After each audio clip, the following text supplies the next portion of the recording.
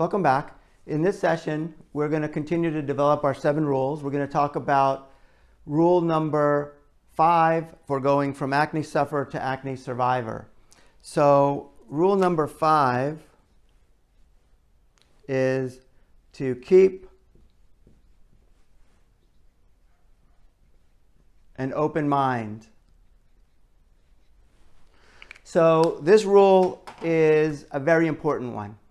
And this rule I included on purpose because I find that this is a place that trips up a lot of acne sufferers so that they never make it to acne survivor status. And I find that it's very important to understand, because usually when patients come in and they break this rule, they don't realize that they're doing that. They don't realize the consequences of breaking this rule. And it really can make a big impact on whether or not they can actually achieve acne survivor status. So I want to emphasize this rule, even though it seems like it should be common sense to listen and keep an open mind as to what is recommended as the best treatment for you by your doctor. But a lot of people come in having preconceived notions about what they want to do. And so here's how it usually develops. A patient will come in and the patient will say, "Doctor, I want help with my acne, but I don't want to use this and I don't want to use that, and I just want to do this or this."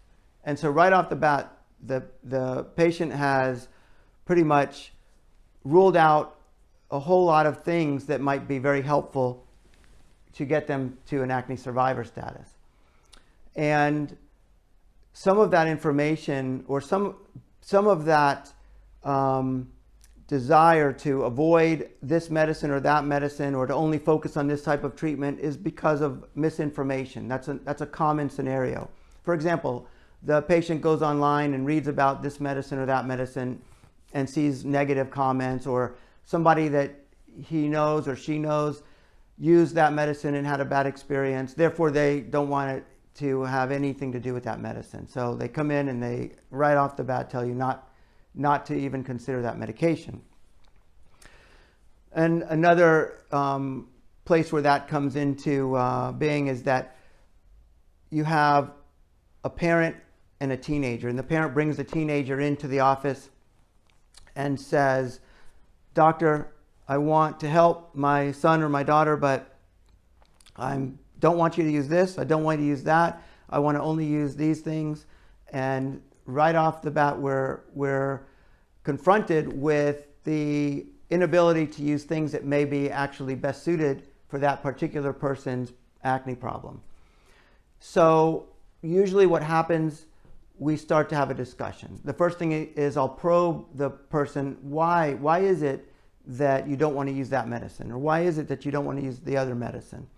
And then a lot of times the patient really won't know the exact reason. It's just a feeling, a hunch. They read some comments and they're not really sure what they don't really remember. It was just something that bothered them, or their friend just said this or that, and it's not a very definitive reason to not use that medication.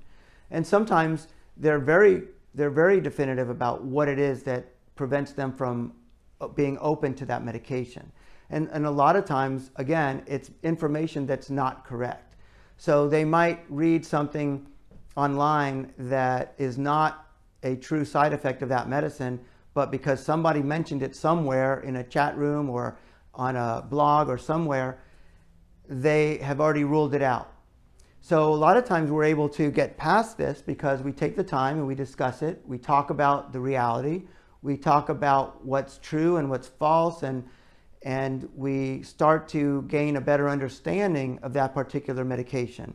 And many times we're able to develop a comfort level where that medicine is no longer taken off the table. Sometimes we're not able to do that, at least not in the first consult. And sometimes, for example, a parent wants to start with something much less effective because it's perceived as less aggressive.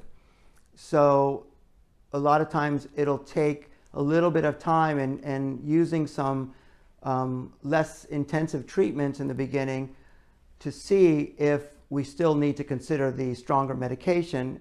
And a lot of times what will happen is the parent will go through that exercise, use a medicine that they perceive as something more favorable to them.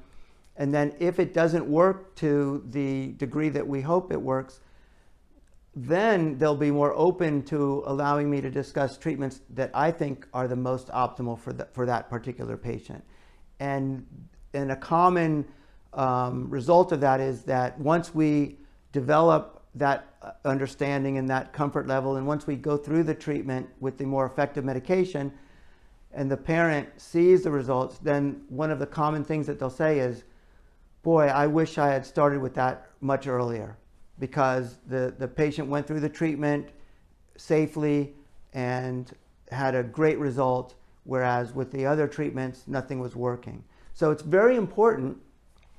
It's important to have an understanding of the potential side effects of medications and not to just go blindly into a treatment, but it's also important to allow the doctor to have a discussion with you, to talk about the treatments that might have the best chance of having a good result. And then you can have a very functional discussion, a meaningful discussion, one that helps the doctor and the patient decide on the right path forward to eventually achieve a good result to bring the patient from acne sufferer to acne survivor.